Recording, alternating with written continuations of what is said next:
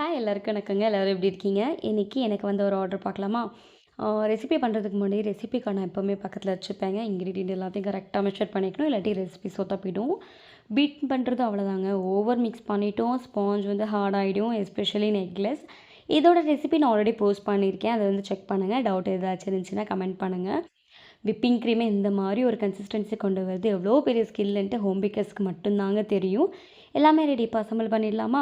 வெண்ணிலா sponge, அது மேலே cherry syrup, white வெண்ணிலா whipping cream வந்து யூஸ் பண்ணியிருக்கேங்க.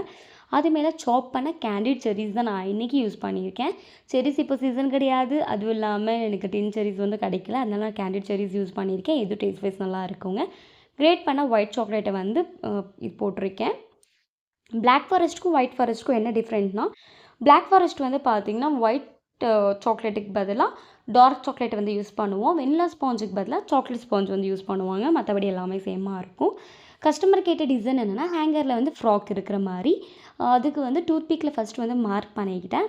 அதுக்கப்புறமா டாப் சைடு வந்துட்டு பீச் கலர், அதுக்கப்புறம் கீழே ஃப்ராக் வந்து ஒயிட் கலர் ரோசெட் வந்து கொடுத்துருக்கேன். ரெண்டுமே ரோசெட் கொடுக்க வேணாம் அப்படின்னு சொல்லிட்டு அது கொடுத்துட்டு அது மேலே சம் சாக்லேட் ஃப்ளவர்ஸ் அப்புறம் ஸ்ப்ரிங்கிள்ஸ் வந்து யூஸ் பண்ணியிருக்கேன். 3 அண்ட் நேமோ சாக்லேட் தாங்க. ஹேங்கருக்கு வந்து பார்த்தீங்கன்னா golden colour sugar balls use பண்ணியிருக்கேன்.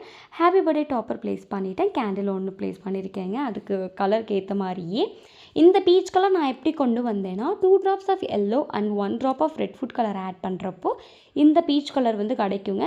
தனியாகவும் உங்களுக்கு பீச் கலர் வந்து அவைலபிள் இருக்குது. அப்படி இல்லாதவங்க இந்த ட்ரிக்கை வந்து யூஸ் பண்ணிக்கோங்க. பேக் பண்ணியாச்சுங்க கேண்டில் செப்பரேட்டாக.